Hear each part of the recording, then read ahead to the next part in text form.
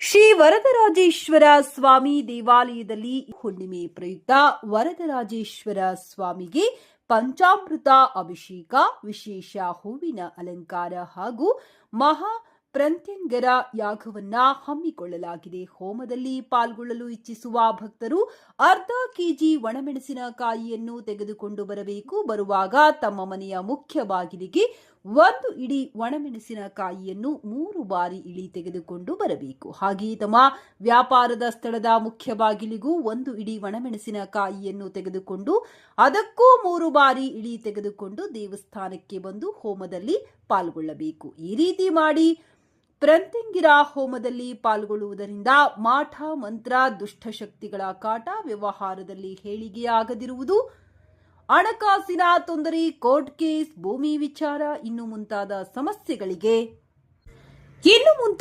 ಸಮಸ್ಯೆಗಳಿಗೆ ಪ್ರತ್ಯಂಗಿರ ಯಾಗದಲ್ಲಿ ಪಾಲ್ಗೊಂಡು ಹೋಮದಲ್ಲಿ ಕುಳಿತ ತಮಗೂ ಹಾಗೂ ತಮ್ಮ ಕುಟುಂಬದವರಿಗೂ ಒಣಮೆಣಸಿನಕಾಯಿಯನ್ನ 3 ಬಾರಿ ಇಳಿ ತೆಗೆದು ಯಜ್ಞಕುಂಡದಲ್ಲಿ ಹಾಕುವುದರಿಂದ ಎಂತಹದೇ ಸಮಸ್ಯೆ ಇದ್ದರೂ ಶ್ರೀ ವರದರಾಜ ಸ್ವಾಮಿಯ ಅನುಗ್ರಹ ಪಡೆದು ಒಳಿತನ್ನ ಪಡೆಯಬಹುದು.